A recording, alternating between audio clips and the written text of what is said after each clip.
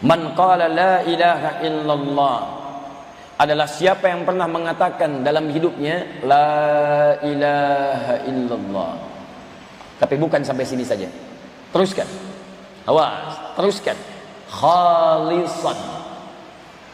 Dia katakan dengan ikhlas.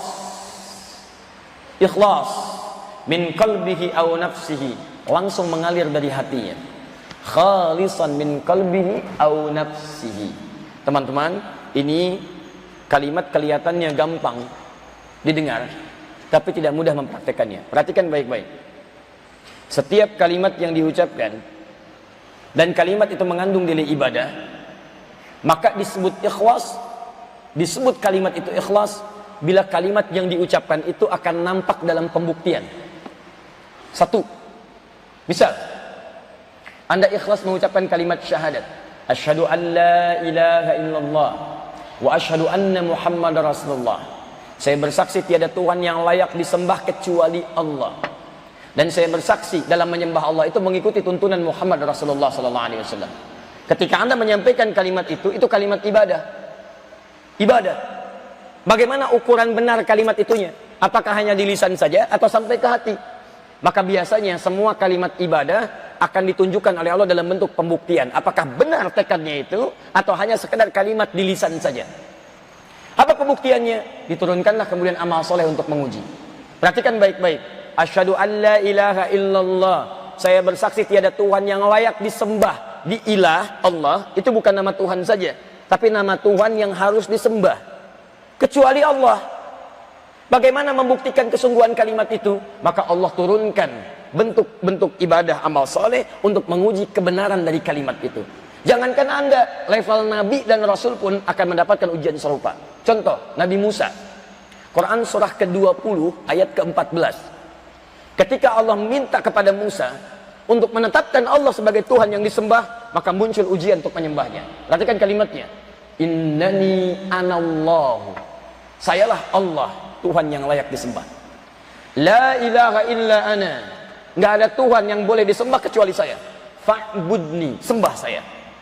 Bagaimana cara menyembahnya? Diuji dengan amal saleh.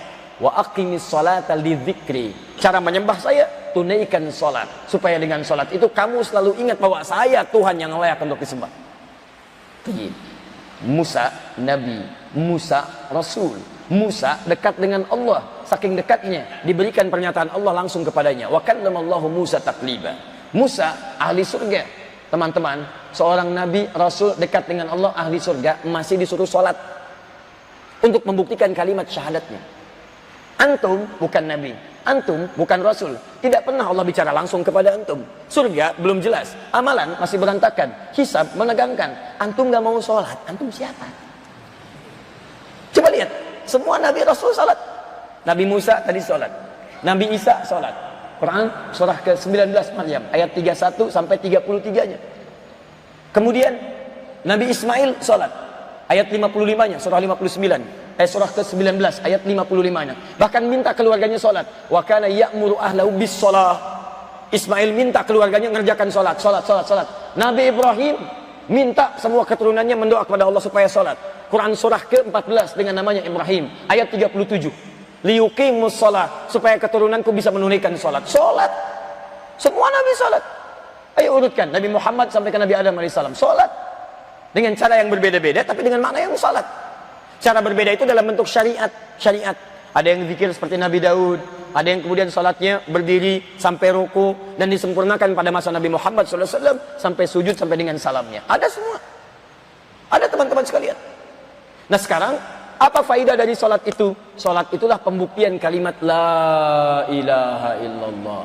Jadi kalau orang ikhlas syahadatnya, maka dia akan mudah menunaikan salatnya. Di gambaran orang yang dapat syafaat itu bukan cuma bisa mengucapkan kalimat la ilaha illallah, tidak, tapi dia membuktikan la ilaha illallahnya lewat perangkat amal soleh dalam kehidupannya. Jadi bukan sekedar syahadat. Asyhadu an la ilaha illallah, asyhadu anna Muhammadar Rasulullah. Islam sah, tuliskan di KTP. Agama Islam, salat tidak. Masya Allah, KTP-nya masuk surga, andanya tidak.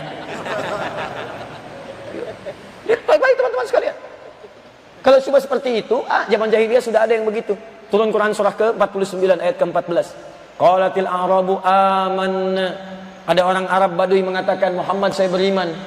Sudah bersyahadat dia, syahadu an la ilaha illallah, syahadu anna Muhammad Rasulullah. Tapi maaf, minta sholat, malas. Tunda-tunda, akhlak nggak ada. Turun ayat langsung mengatakan, kul lam tu'minu. Katakan Muhammad, dia nggak serius imannya. Kalimatnya cuma di lisan, nggak nyampe ke hati. Walakin qulu aslamna. Katakan pada dia, kamu baru menyatakan masuk Islam. Walamma yadkhulul imanu fi qulubikum min qalbihi. Tapi iman belum nyampe ke hatinya. Belum nyampe ke hatinya. Tafsir terbaik dari hadis dan ayat ini kita padukan. Ada orang mengatakan berislam, mengucapkan syahadat, ngaku beriman. Cuman iman, cuman di tenggorokan, nggak nyampe ke hatinya. Karena nggak nyampe ke hati, pembuktiannya nggak ada. Cinta, seperti cinta. Cinta itu kalau dituliskan di dalam hati, itu akan mengalir dalam pembuktian. Apa pembuktiannya? Nikah. Makanya jangan sampai percaya ibu atau akhwat nih yang masih gadis, kalau ada yang mengatakan, sayang, namamu tertulis dalam hatiku. Katakan, saya tidak butuh tulisan di hatimu, saya butuh di buku nikah. Bikin status. Itu yang terbaik. Jadi kalau coba tertulis di hatiku, mana pembuktiannya? Setiap cinta butuh bukti. Antum cinta pada Allah, antum bersyahadat. Buktinya bagaimana? Amal soleh. Caranya ikuti Rasulullah. Makanya kalimat keduanya, wa asyhadu anna Muhammad Rasulullah. Makanya di Quran disebutkan, Quran surah 3 ayat 31, paling kiri sebelah atas.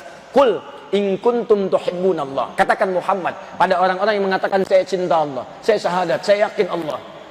Fattabi'uni, ikuti saya dalam mencintai Allah. Kalau mau salat, ikut saya.